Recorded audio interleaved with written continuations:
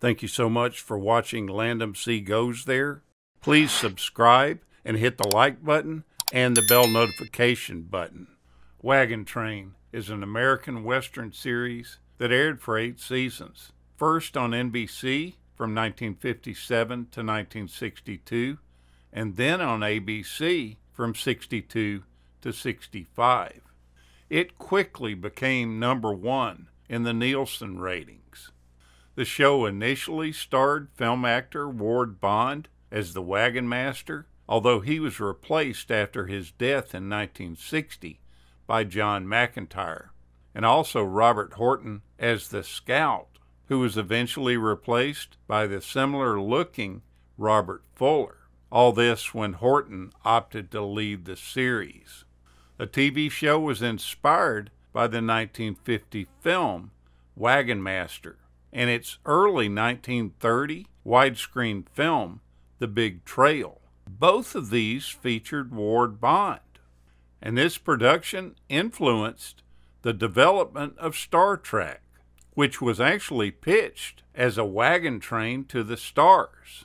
It basically chronicles the adventures of a wagon train from St. Joseph, Missouri, across the plains of the Midwestern United States and the Rocky Mountains to Sacramento, California. It features the trials of the series regulars who conduct the train through the American West.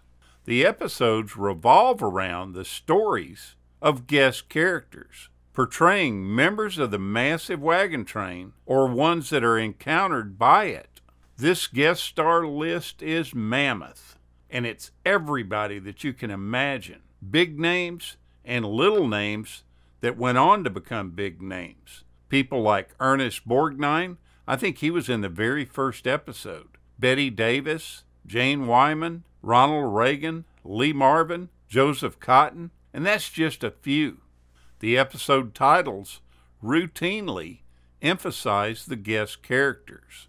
As a favor to Ward Bond, film director John Ford joined the show to direct a 1960 segment that was titled The Coulter Craven Story, which includes many members of the John Ford Stock Company, momentarily featuring John Wayne speaking from the shadows, and billed in the credits as Michael Morris. The show ran for 284 episodes over its 8-season run. Ward Bond, the star of the show initially, played football with John Wayne at USC.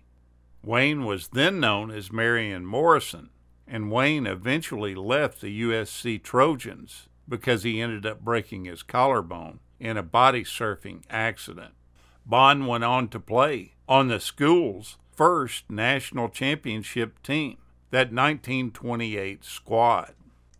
At the end of one episode called The Clara Beauchamp Story, Bond stands in a row of military men on a pair of crutches. This wasn't a prop at all. The actor had really suffered an injury in a car accident, and he seems to be somewhat accident prone because he was also hit by a car on his way to John Wayne's wedding, but he still performed as his best man at the ceremony. Now, it's said that Ward Bond and his co-star Robert Horton couldn't stand each other for multiple reasons.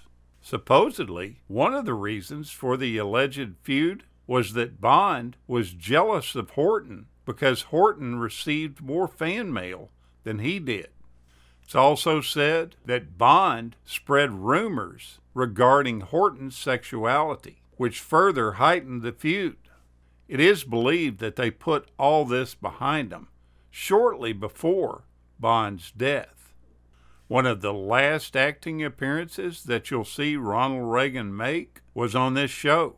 The Gipper was winding down his acting career by this time when he appeared in the 1963 episode The Fort Pierce Story. Just 2 years later, he went on to announce his campaign for governor of California, winning that and then eventually becoming elected president of the United States. The show actually had 3 theme songs. The instrumental first season theme, Wagon Train. The following season, a fresh tune was introduced, Roll Along Wagon Train, written by Sammy Fain and Jack Brooks, and sung by Johnny O'Neill. Halfway through that season, the vocals were completely scrapped. The following year, yet another theme song came about called Wagon's Ho, and that one stuck around to the end of the series. Now, it's a crying shame that during the actual run of the show, Ward Bond died of a massive heart attack while he and his wife were at a hotel in Dallas. He was pronounced dead at the hospital at age 57. His close friend John Wayne gave the eulogy at his funeral. Bond ended up in his will giving John Wayne the shotgun which Wayne had once accidentally shot him with on a hunting trip. They were the best of buddies. Now, they had to have somebody replace Bond on the series, so they used John McIntire, who was an actor that had worked with Wayne and Ward Bond through the years. They knew each other well. It's said that after the death of Bond, McIntire and Wayne were on the phone together, crying like babies over the demise of their lifelong friend. Bond's sudden death thrust McIntire into playing the role of Christopher Hale, the leader of the Wagon Train. He did this from early 1961 to the series' end in 1965. Ward Bond has perhaps one of the most unbelievable filmographies of any actor, past or present. His credits are amazing. He acted in 7 of the 100 greatest American films.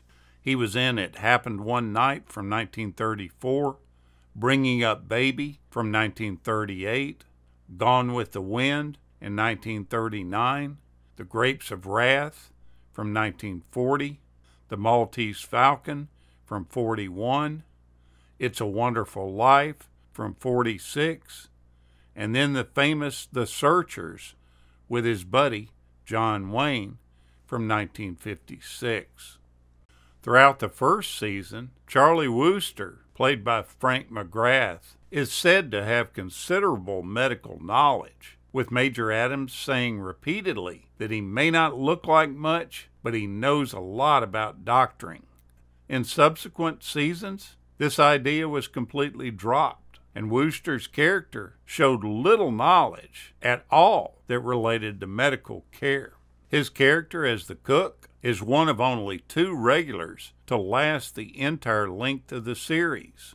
Terry Wilson, as Bill Hawks, was the other one. He was in the show from 57 to 65, all 8 seasons.